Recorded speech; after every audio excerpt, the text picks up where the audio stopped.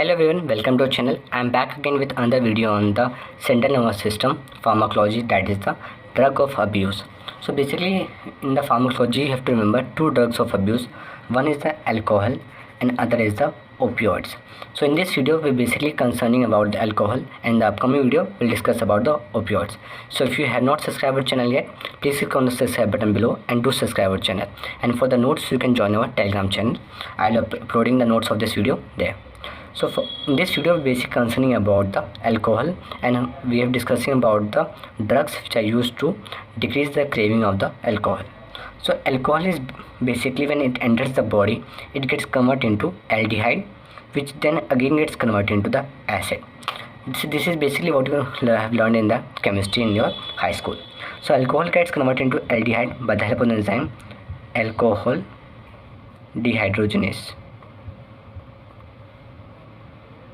and aldehyde gets converted into the acid by the help of the enzyme aldehyde dehydrogenase. But one more point that you should know here is that aldehyde is actually what is responsible for the hangover like symptoms of the alcohol consumption. So aldehyde is the main culprit in this regard. So basically three types of alcohol that is usually abused are the ethyl alcohol, methyl alcohol, or the ethylene glycol.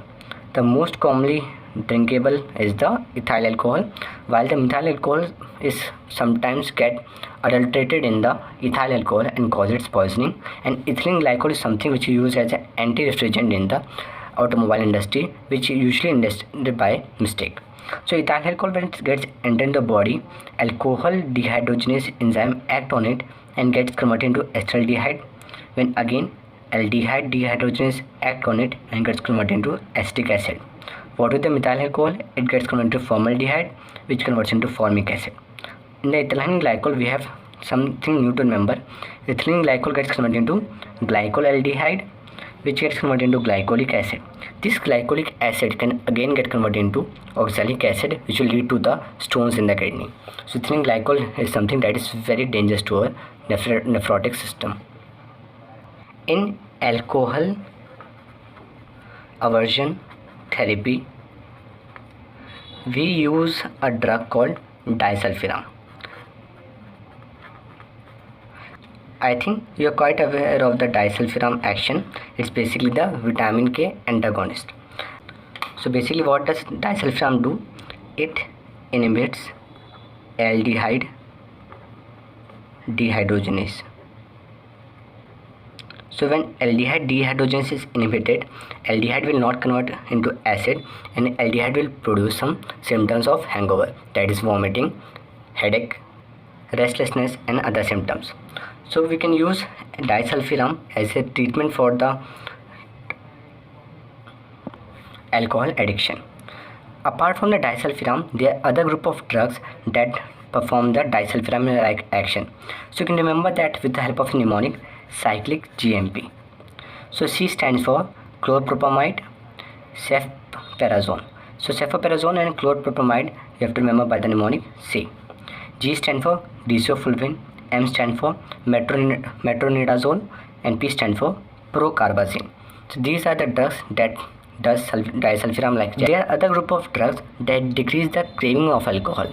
This you can remember the mnemonic NOTA. NOTA stands for none of the above. N stands for naltrexone, O stands for ondansetron. Ondansetron, I think you are quite familiar with this drug. T stands for topiramate, A stands for acamprosate. Topiramate we will discuss in detail in the later videos. But if you suddenly stop the intake of alcohol, it will lead to the withdrawal symptoms. Withdrawal symptoms basically include some sympathetic reactions, or it includes the reaction opposite to normal action. So if we suddenly stop the intake of alcohol for alcohol addict, normally what does alcohol do? It depresses the central nervous system.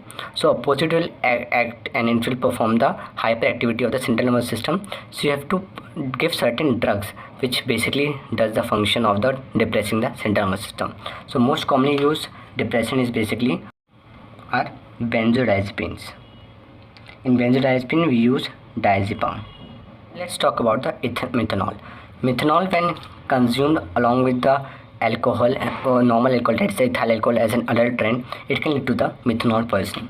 Methanol poisoning basically affects the retina, which will lead to the blindness.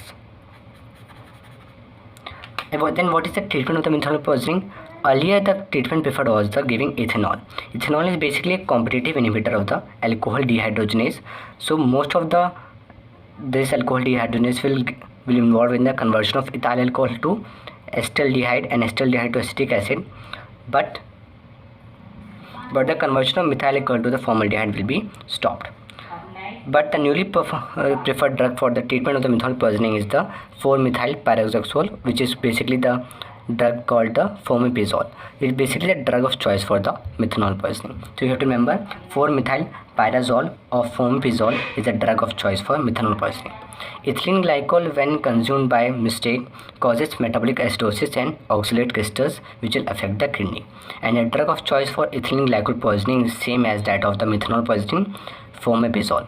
So fomepizole is a drug of choice for both methanol poisoning and the ethylene glycol poisoning. So these things you have to remember in the case of the alcohol. So if you like the video, please hit the like button and do subscribe to our channel. For notes, kindly follow us on the Telegram. Thanks for watching.